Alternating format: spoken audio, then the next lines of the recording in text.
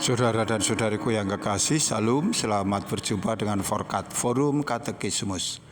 Tempat belajar firman Tuhan berdasarkan Alkitab dengan menggunakan buku Katekismus Gereja Kerasulan Baru. Damai sejahtera Tuhan Yesus Kristus menyertai kita.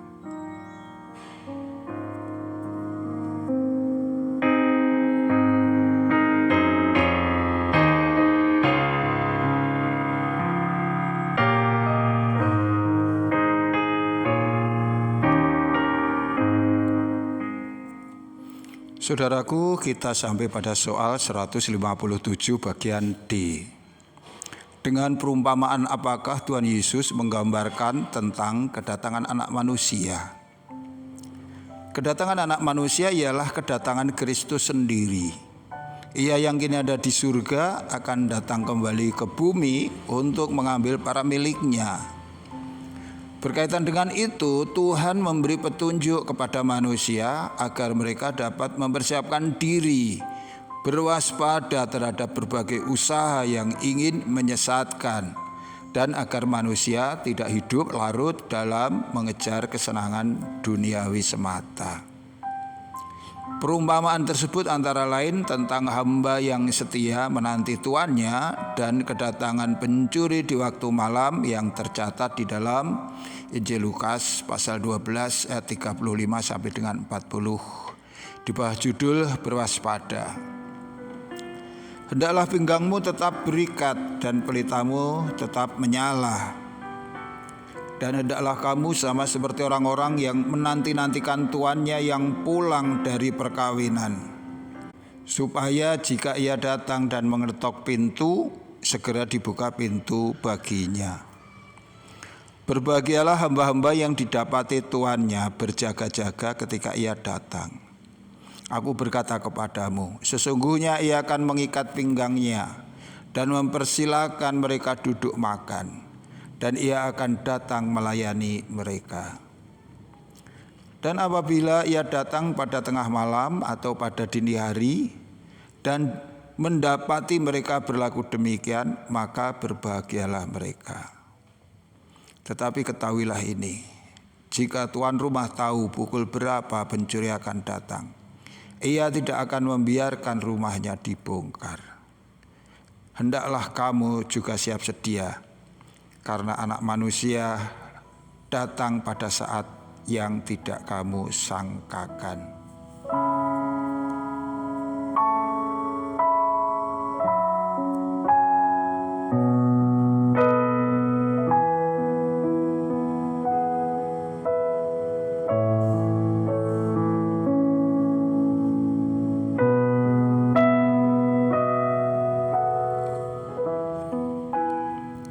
Saudaraku yang kekasih, pentingnya berwaspada dalam menanti kedatangan Tuhan mengisyaratkan bahwa usaha-usaha di luar Kristus yang berusaha untuk mengganggu iman semakin hari bukan semakin berkurang, bahkan semakin menggila. Pertama, ini digambarkan sebagaimana hamba-hamba yang menanti kedatangan tuannya yang sedang pergi di waktu malam. Kewaspadaan dalam perumpamaan ini didasari oleh rasa hormat dan ketaatan yang tulus seorang hamba yang tidak ingin mengecewakan tuannya. Yang jika setiap saat tuannya itu datang, kapanpun waktunya tuannya itu pulang, maka hamba yang setia itu dengan suka hati dapat membuka pintu dan menyambut dengan kegembiraan. Ini adalah sebuah gambaran bagaimana anak-anak Allah yang mengasihi Tuhan, yang rindu akan kedatangannya, selalu mengupayakan kesiapsediaan dalam segala situasi. Malam hari memberi gambaran sebuah keadaan yang berat, di mana orang diserang rasa lelah, rasa kantuk, dan lain sebagainya.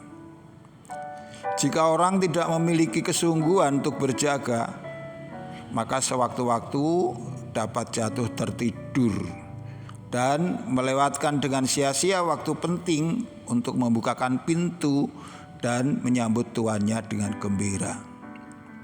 Saudaraku, kita juga hidup di waktu malam kehidupan, di mana serangan terhadap iman semakin menggila, dan itu terus-menerus mendesak kita untuk berhenti mengandalkan Tuhan. Namun bagi mereka yang mengasihi Tuhan, tidak ada alasan untuk menyerah. Mereka hendaknya tetap mempertahankan kasih dan kesetiaan kepada Tuhan apapun kondisinya. Ia harus senantiasa rindu akan kedatangannya. Fokus kita adalah untuk dapat membuka pintu bagi Tuhan, menyambut Dia dengan sepenuh hati. Setiap anak Allah yang teguh berlaku demikian, maka kepadanya dijanjikan kemuliaan bersama Allah untuk selama-lamanya. Sedang kewaspadaan terhadap pencuri di waktu malam mengandung pergumulan yang sama, namun fokus kita adalah untuk menangkal iblis dengan segala tipu daya yang hendak dilakukannya untuk menyerang iman kita. Kapan datangnya pencuri, tuan rumah tentu tidak tahu waktunya. Pencuri selalu mencari saat-saat di mana pemilik rumah itu lengah, lelah, mengantuk, dan bahkan ketika jatuh tertidur. Barulah kemudian pencuri itu akan membongkar rumahnya untuk menjarah semua yang menjadi miliknya. Begitu juga siasat iblis di dalam memperdaya menggoda umat manusia. Ia ingin menjatuhkan manusia di saat mereka dalam kelelahan, kepenatan hidup, juga mungkin kebingungan, kekhawatiran karena tekanan ekonomi, atau di saat orang kehilangan kesehatannya. Bisa juga di saat manusia dirundung atau diambang keputusasaan, kegagalan, kebangkrutan, keraguan, dan lain sebagainya. Iblis akan mendobrak pintu hati kita dan kemudian merampas iman kita. Jika ini sampai terjadi, maka kita akan jatuh sengsara, kita akan merugi dan akan menderita selamanya kehilangan masa depan di dalam Tuhan. Saudaraku yang kekasih, berwaspada artinya berusaha tetap sadar akan tugas iman kita kepada Tuhan, dan di sisi yang lain tetap konsisten berusaha melawan dosa. Ini harus terus-menerus menjadi gaya hidup orang Kristen yang rindu kedatangan Tuhan Yesus dan yang ingin hidup bersama Tuhan di dalam kemuliaan di surga. Tuhan memberkati kita. Sampai jumpa. Amin.